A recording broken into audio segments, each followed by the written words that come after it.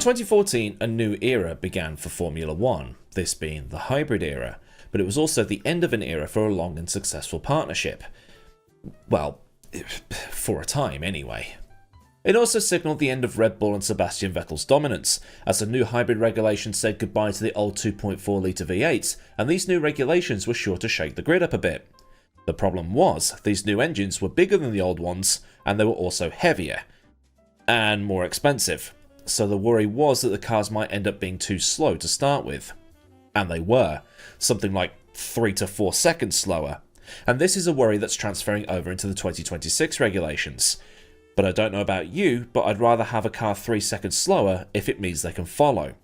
This obsession with lap time is why the cars are like they are. But the cars were somewhat like they had been in 2013. The regulations did reduce some of the downforce, but they still had these tall, narrow rear wings from their predecessors, as well as having reprofiled front ends. Gone with the platypus noses and in with these, well, I'm just going to call them fingers, something that caused a lot of discussion online because people hated how they looked. Because that's the most important part, you knew. I've talked about these before, but if you're not aware, it was because the nose had to be a certain length. The teams largely worked out that you could cheat the system, for want of a better term, by having the nose stop where the front wing struts attach, and then having this finger, although many didn't call it that, being there as a formality. Therefore, you could get more air under the car and produce more underfloor downforce. And this was something used by Caterham, Toro Rosso, Force India, and others. And going back to the hybrids for a second, Formula 1 lost Cosworth as an engine supplier at the end of 2013. There were plans for Cosworth to develop a 1.6 litre turbo hybrid, but cost prohibited them from doing it. As such, the last Cosworth team in Marussia switched their engine supply to Ferrari, which was in line with having Ferrari Junior driver Jules Bianchi in the car. Caterham, meanwhile, kept their supply with Renault, which had been a very good engine to have over the last couple of years. But there was one other engine supplier, that being Mercedes. They were supplying the factory team, Force India, Williams, and another team, that being McLaren. McLaren's relationship with Mercedes had been going on nearly 20 years.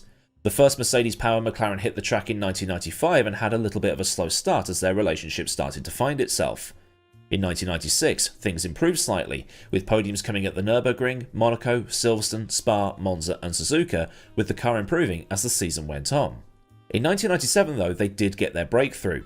The new-look MP4-29 won the opening round of the season in Melbourne, with David Coulthard getting McLaren's first win since 1993 and the first win for a Mercedes-powered car since the 1950s. While the car had flashes of brilliance, much like it had done in 1996, the car was proving fragile, and the engine was as well, with Häkkinen retiring from the lead at least 3 times over the course of the season. But the car did win 3 races in 1997, but if you add in Silverstone, Nürburgring and Austria as well, it could have been more. A 3-way fight for the title that year between JV, the Michael and Häkkinen could have been on the cards. As time went on, the McLarens became fixtures at the front of the grid, the black and silver cars winning the double in 1998 and got a drivers in 1999, but they were still at the front as the Ferrari dominance years commenced. In 2008 another drivers title came, but there would be no constructors title until McLaren returned to Mercedes power and then won the constructors in 2024. But by the time 2014 rolled around, McLaren was actually phasing out its involvement with the Germans. When Mercedes returned to the grid in 2010 buying out the Brawn team, the 40% they owned in McLaren was slowly bought back from them, and the relationship with McLaren was now one of a supplier-customer rather than factory backing. Mercedes still gave McLaren free engines until 2012, but then they had to be bought thereafter. From 2013 onwards, the engines were then tailored more to the Mercedes cars than they were to the McLarens, so it was a case of the Mercs being built around their engines while McLaren had to make do.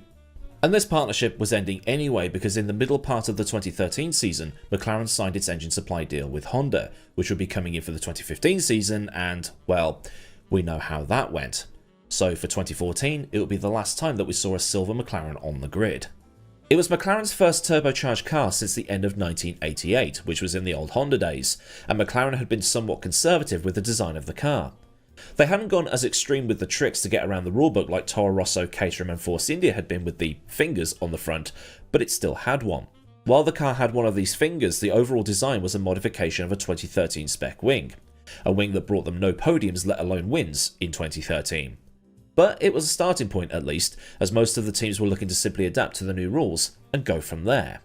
The team had also gone with a redesigned front suspension setup, The 2013 setup had caused a lot of aero issues that they weren't willing to deal with again, so they ended up going with a pushrod suspension setup rather than a pull rod setup. It was all designed as being a baseline that Jonathan Neal said would be easier to develop going forward once they knew what they were doing. The plan was to do the first test and then bring an upgrade package to Melbourne once they knew where they were going with it.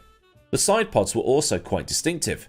It had the largest cooling inlet of any of the 2014 cars, but then it smoothed off towards the rear as it formed the Coke bottle effect that was designed to pull air to the rear of the car and then get it to stick, as this was an era where the front end was grippier than the rear, so over-rotating could be an issue.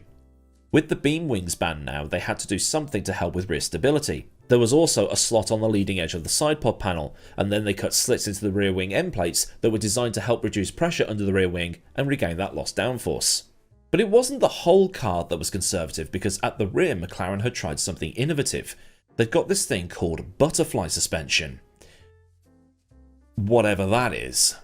F1 Technical put it simply as, instead of having wishbones which would keep the drag down, the McLaren was using these thick elements that almost closed the back end of the car off from the floor up to the exhaust pipe, which was now in the centre of the car's bodywork. Gary Anderson suggested that these opened up as the speed increased to help with the diffuser, but it was an interesting concept that McLaren must have felt would work. It was one of those things where if it worked, it might be too difficult for other teams to copy, and the advantage would be locked in. Looking it up further, it looks like these wishbones are like bells on their side. They're a maximum of 100mm in length and height, which would keep it in line with Article 3.5.1 of the technical regulations. These were then rotated by about 5 degrees, so each of these bells pulled upwards and acted like a gurney flap, creating a vortex, and it was essentially McLaren's attempt at replacing the now banned beam wing. All added up, this suspension attached to the back of the gearbox housing would supplement the diffuser and, like mentioned, would be hard to copy if it turned out to be better than what other teams had come up with. McLaren didn't even have a name for it, it just got called butterfly suspension by F1 Technical, and I'll leave a link to their article in the description so you can read it in more detail. So the car turned up for testing, albeit a bit late. It didn't do the first day at Jerez because they couldn't get the car started, a problem that befell a couple of other teams. They did get it started at the factory and then hit the track for the second day in Spain, proving to be incredibly reliable and somewhat quick, with Magnussen topping the timesheets at Jerez and then again in Bahrain. So it was looking good for the first round at Melbourne. But the overall look of the car was something that generated discussion online. Someone said, "How do you launch a car like that?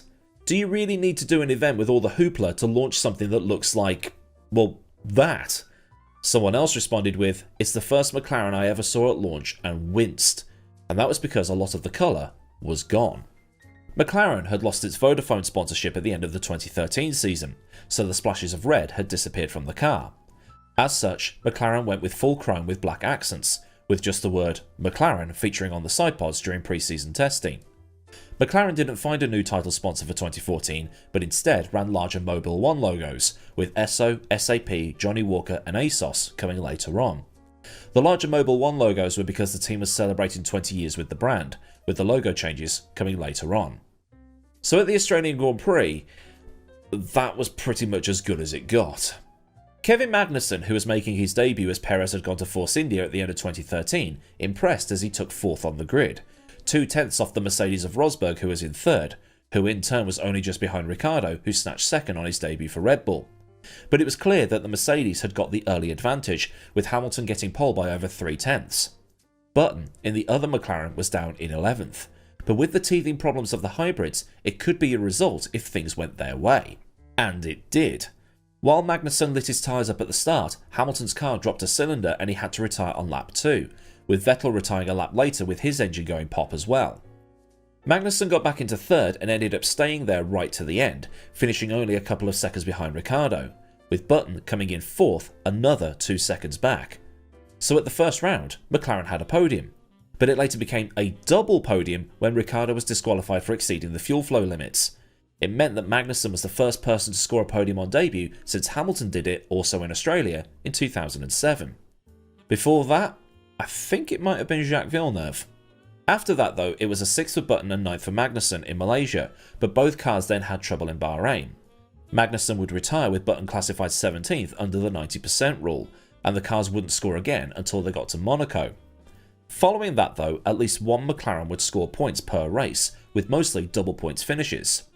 Hungary, Belgium, Japan, Austin and Abu Dhabi being where they didn't get double points. But the best results for the team following Australia would be Button's 4th places in Montreal, Silverstone, Sochi and Sao Paulo, while Magnussen would get 5th in Sochi. The car wasn't as quick as the Williams, who had been invigorated through having Mercedes engines of their own and also new sponsorship from Martini. The Williams cars were consistent point scorers, with Bottas finishing out of the points just once at Singapore and retired only once at Monaco. Massa meanwhile was less consistent, but between them the pair got a total of 9 podiums. The McLarens?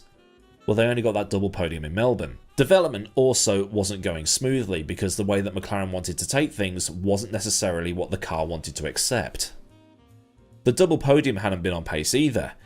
Well, it had for Magnussen, but for them both to be on the podium, it was somewhat fortuitous.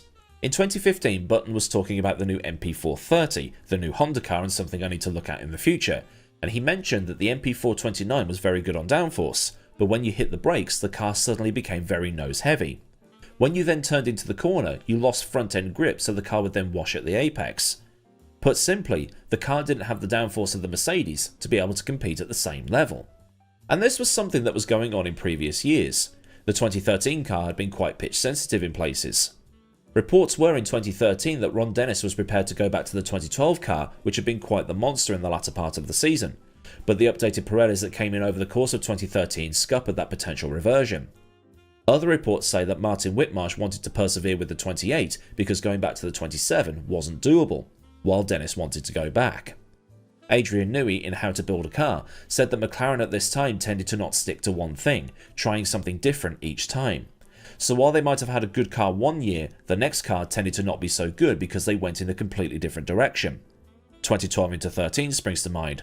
Also, this year's Ferrari compared to the previous one. And Eric Boulier, who had just gone to McLaren from Lotus, was told by somebody at the team that all of this was the culmination of all the deadwood that had been there since, well, whenever. The car did seem to be okay in medium speed corners, which explains the good result in Sochi. High speed and low speed were tricky for them, as Button described in Australia. The car also didn't like the heat, as shown in Bahrain, and in China with all those long corners, the car just grained the tyres up. It seemed by the time they got to Spain that the car had a very narrow temperature window in which it wanted to work in. So when it comes to people going, they had that overpowered engine, how were they so slow? Well, you need the rest of it to work too. Dr. Z on the Pistonheads forums back in 2017 managed to collate some Vox Pops from Jensen over the course of the season. Like mentioned, the car seemed alright in medium speed corners, while slow speed wasn't great, but was still better than the high speed stuff.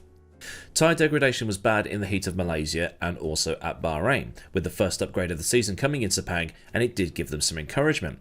And the degradation was lessened a bit at Bahrain, but it still wasn't great compared to other cars around them. The pace at the end of each stint and the drivability was improved though. It's a shame that both cars had issues because a podium was on the cards that day at best. At worst, 5th.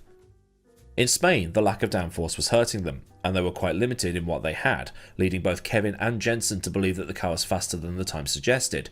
And then in Canada, the balance was a bit iffy, but they knew that progress was being made, even if they were grinding up the super soft tyres more than everybody else. At Silverstone, the understeer in high-speed corners was more evident, and it wasn't helped with the wind either, and they also struggled to get the harder tyres up to temperature because they had that lack of downforce. This was made even worse when they got to Belgium because they were a 10th off the Mercs in sectors 1 and 3, but a full 2nd in the middle sector. So yeah, long story short, it needed the conditions to be right to have the pace, and if the conditions weren't right, well, it was a tricky car. Or just mid, depending on the situation. So what about when they took all the downforce off for somewhere like Monza? Well, that wasn't great either. They tweaked the setup over the course of the free practice sessions, but in the third qualifying session, Jensen messed up the Lesmos and lost time. Despite this, the two McLarens qualified better than expected, but were still surprised as to how fast the Williams cars had been. But they were the third fastest car in the most straight line of circuits, so that was okay, but it did look like that the engine was flattering them a bit. But then, in the race, it was a tricky one, because the car was struggling in dirty air, and when the McLaren was in the dirty air, it made it easier for other cars who had lesser engines to be able to pick them off. Jensen was in a fight with Fernando Alonso's Ferrari for the majority of the race. At Brazil, they seemed to have trouble on the newly resurfaced track, and their downforce to top speed balance was well off, with other cars with less powerful engines faster in the speed traps. But despite the fact it was off the pace compared to most of its McLaren-powered sisters, that McLaren was actually the most reliable car through the entirety of 2014. It retired only twice all year. Magnussen lost his clutch in Bahrain, but then again so did Jensen, but Jensen was classed as finishing 2 laps down because of the 90% rule. The other retirement came at Singapore when Button lost the electrics. Compared to the other cars, the Mercedes retired 5 times, but only 4 of those were mechanicals. The Red Bull retired 5 times, the Williams 4, Ferrari 3, and Force India 4 as well. As a result, in the Constructors' Championship, McLaren finished 5th, in a no man's land between Ferrari and Force India. It could have been that they chased peak downforce for too long. It might be that they went a bit too conservative, or it could be both. But this was going to be the best it was going to get for some time, as the new engines weren't too far away. The car did get a revision, with the MP4-29H/1X1 being developed as a testbed for the Honda. It did a shakedown at Silverstone and was then taken to the Abu Dhabi Young Driver test at the end of the year, when Stoffel Vandoorne drove it. It kept breaking down over the course of the 2 days, and did 6 laps. All 6 of them untimed. It's one of the more forgettable McLarens, an anonymous one outside of its double podium in Australia. But little did we know that the 2014 season would be the best that McLaren would have it for some time. Honda, Renault, back to Mercedes until finally 2 Constructors' Championships in a row. But when you see how the team was being run back then, you kind of see why it didn't go that well. But I'll leave it to you to decide where it all went wrong for the team in that particular season. Even though they did score pretty well, they only got that 1 podium. Could it have been better? You know, was it the design? Was it the direction? Was it the staff? Was it the drivers? Could have been anything really. So yeah, leave any opinions down in the designated comment submission zone underneath this video and get a bit of a discussion going. So then, a look at the McLaren MP4-29, probably the most anonymous and forgettable McLaren of recent times, as well as being the last of the silver and black cars to come out of Woking. If this has been a fun look down memory lane, then do leave a like on this video so I know a good job was done, and for more stuff from this channel, get subscribed and also get that bell on so you never miss out on anything else that I do around here. Massive thanks as ever go out to the rad lads over at Patreon for the continued support, and if you want to help support the channel at a more personal level with the picture purchases or otherwise keeping the lights on, there'll be a link to Patreon down in the description, along with links to Discord, socials, affiliates and anything else you might want or need to know. All this super thanks for one and done donations and memberships for those that want to Patreon but without going to Patreon. So until next time, I've been AdmiralLaWind, have a great day wherever you are, and goodbye.